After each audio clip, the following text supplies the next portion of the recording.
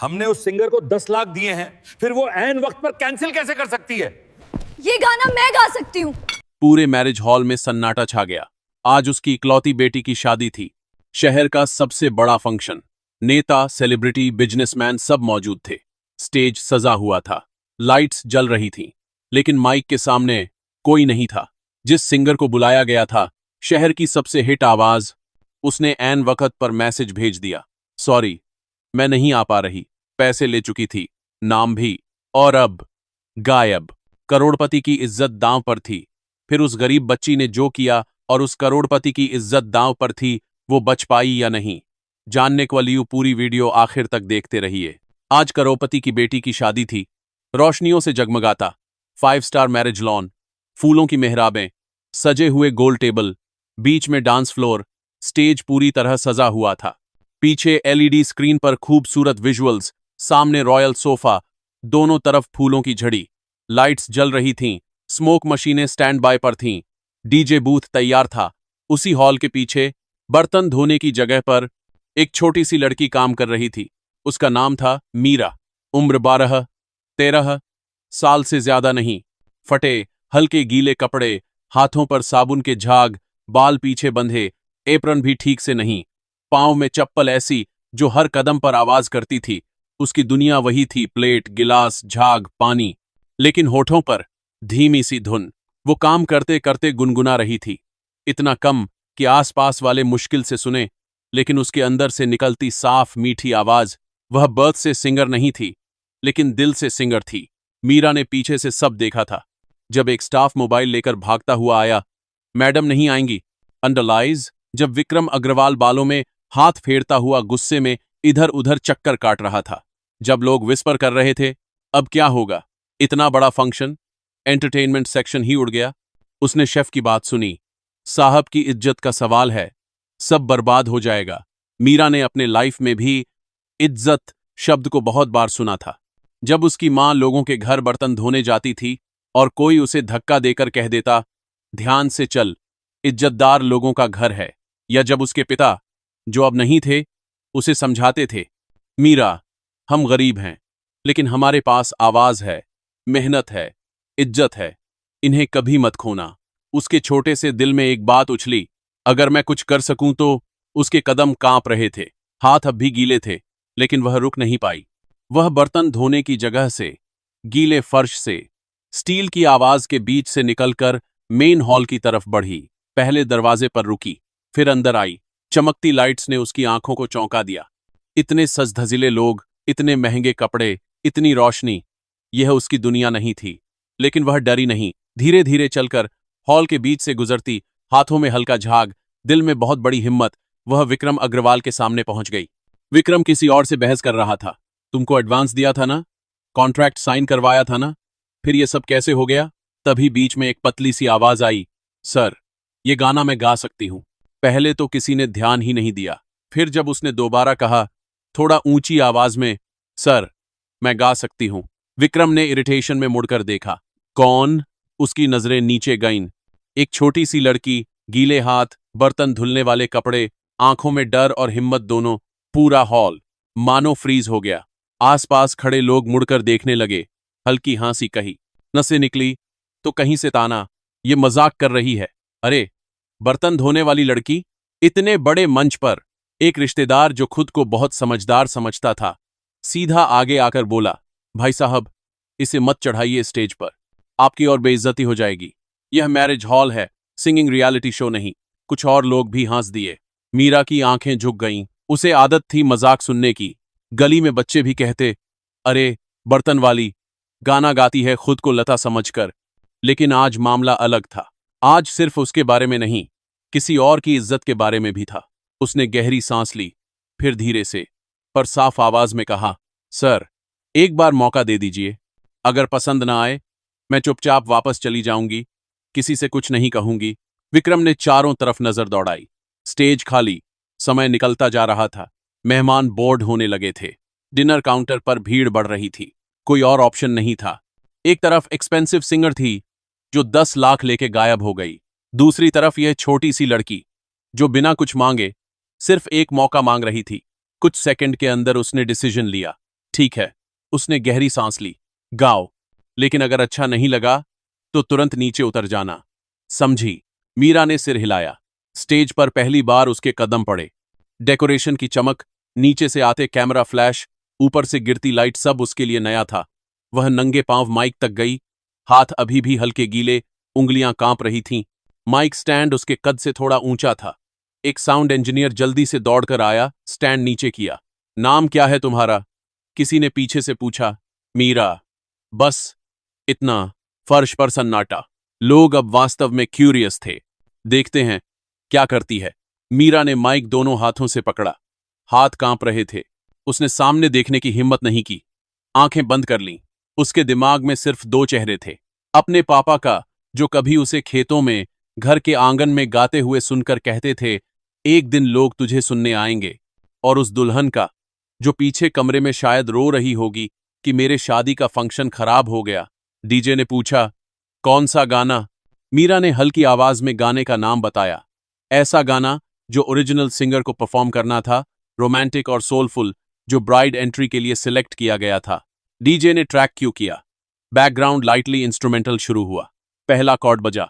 हल्का सा इंट्रो आया। मीरा ने माइक के बहुत पास होंठ लाए, और जैसे ही पहला सुर निकला, पूरा हॉल खामोश हो गया।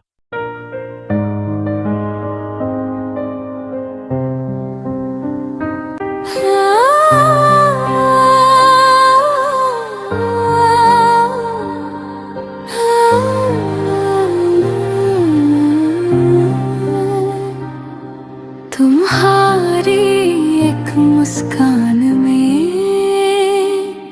मेरी पूरी कहानी है। तुम पास हो तो लगता है जिंदगी भी आसान सी लगती है। सुबह मेरी तुमसे हो, रात भी तुम पर आके रुके। तुम जो साथ चल दो, अगर सारे ख्वाब सच लगने लगे। आवाजें सॉफ्ट, सीधी, कच्ची, लेकिन प्योर। उसमें न कोई ओवर एक्टिंग, न कोई फिल्मी थ्रो, न कोई शो ऑफ, बस सादा सा सुर जो सीधे कान से होता हुआ दिल तक उतर रहा था। शुरू में 2-3 लोग हंसने ही वाले थे, लेकिन पहले ही लाइन में उनकी हंसी लिटरली गले में अटक गई। साइड में बैठा एक लोकल सिंगर, जो खुद स्टेज नहीं पा पाया था, मोबाइल निकालकर रिकॉर्ड करने लगा। एक सेलिब्रिटी, जो अपने फोन में बिजी था, अचानक चुप होकर सिर उठाकर देखने लगा।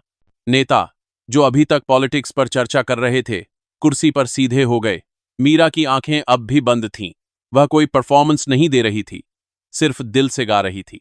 उसकी आवाज में उसके अपने स्ट्रगल की आवाज थी। पिता को खोने का दर्द, मां की मेहनत, बर्तन धोने के बीच सुने हुए गाने, कहीं रेडियो से, कहीं मंदिर से, कहीं किसी सेलिब्रेशन से। मध्य भाग तक आते आते हॉल में सन्नाटे की जगह हल्की सी सराहना की वेव आने लगी। कुछ लोग झूमने लगे। किसी ने कहा, ये तो ओरिजिनल सिंगर से भी ज्यादा सोलफुल है, इतनी छोटी और इतना आर कैंट्रिटेड। किसी ने अपने बगल वाले से फुसफुसाकर कहा, इसे तो प्रोफेशनल ट्रेनिंग मिलनी चाहिए। 3-4 मिनट बाद जब गाना खत्म हुआ, आखिरी नोट हवा में रुका और मीरा की आवाज धीरे धीरे फेड हुई, तो पहले एक कॉर्नर से तालियां आईं, फिर दूसरे से, फिर पूरा हॉल तालियों की आवाज से गूंजने लगा। किसी ने व्हिसल बजाई, किसी ने वंस मोर चिल्लाया।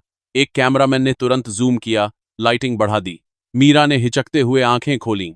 वह भरोसा नहीं कर पा रही थी कि यह सब उसके लिए है। उसने रिफ्लेक्स में माइक छोड़कर पीछे हटना चाहा, लेकिन डीजे ने ट्रैक फिर से चालू कर दिया। दूसरा सॉन्ग। ऑडियंस से आवाज आई। अब इवेंट कोऑर्डिनेटर खुद स्टेज के साइड में आकर बोला, एक और बेटा, बस एक और। विक्रम अग्रवाल, जो अभी तक नीचे से सब देख रहा था, अब स्लोली स्टेज की तरफ बढ़ा। उसकी आंखें सच में नम थीं। मीरा ने दूसरा गाना शुरू किया। अब उसका डर कुछ कम था। आवाज और खुलकर आ रही थी। बीच में उसने 1-2 हाई नोट्स भी लिए, जो इतने साफ थे कि पीछे बैठे क्लासिकल सीखने वाले बच्चे ने भी दांतों तले उंगली दबा ली। दूसरा गाना खत्म होते ही तालियों की आवाज और ज्यादा तेज हो गई। कुछ लोग खड़े होकर क्लैप कर रहे थे, मेहमानों में से एक ने सीधे कहा, अग्रवाल जी, आपने लाखों देकर जिस सिंगर को बुलाया था वो तो नहीं आई, लेकिन जो भगवान ने आपको फ्री में भेजी है वो उससे कहीं बड़ी निकली। विक्रम स्टेज पर गया। सबकी नजरों के सामने वह उस छोटी लड़की के सामने जा खड़ा हुआ जो अभी तक नहीं समझ पा रही थी कि सीन क्या है। बेटी, उसकी आवाज भारी थी, आज तुमने मेरी इज्जत नहीं, मेरी बेटी की शादी बचाई है। तुम्हारी वजह से कोई हमारी कमी पर नहीं हंसा, उल्टा सब इस फंक्शन को याद रखेंगे। मीरा घबराकर पीछे हटने लगी। मैं तो बस ना गा रही थी सर। विक्रम ने उसकी बात काटकर कहा, तुम सिर्फ गाना नहीं गा रही थीं, तुम आज मेरा सिर झुकने से बचा रही थीं। फिर उसने पूरे हॉल की तरफ मुड़कर कहा, आज से ये लड़की मेरे लिए सिर्फ बर्तन धोने वाली नहीं है, ये हमारी फैमिली की गेस्ट है, और जब भी कोई इस शादी को याद करेगा, इसकी आवाज को याद करेगा। उस रात मीरा को सिर्फ तालियां नहीं मिली, उसे इनाम मिला। वहीं स्टेज पर उसने लिफाफे में पैसे नहीं बल्कि कुछ और चीजें लीं। एक लोकल म्यूजिक एकेडमी के ओनर जो गेस्ट में मौजूद थे आगे आए। मीरा, कल से तुम हमारे इंस्टीट्यूट में फ्री ट्रेनिंग लेने आओगी, कोई फीस नहीं। एक एनजीओ की महिला ने कहा, तुम्हारा स्कूल एडमिशन हमारा रिस्पॉन्सिबिलिटी है, पढ़ाई बीच में नहीं छूटेगी अब। विक्रम ने खुद कहा, तुम्हारी मां अब इस हॉल में मजदूरी नहीं करेगी, अगर उसे काम चाहिए तो हम उसे प्रॉपर स्टाफ में रखेंगे, डिग्निटी के साथ, और तुम्हारी पढ़ाई म्यूजिक दोनों में सपोर्ट करेंगे। मीरा की आंखों से आंसू निकल आए। उसके लिए यह सब किसी सपने जैसा था।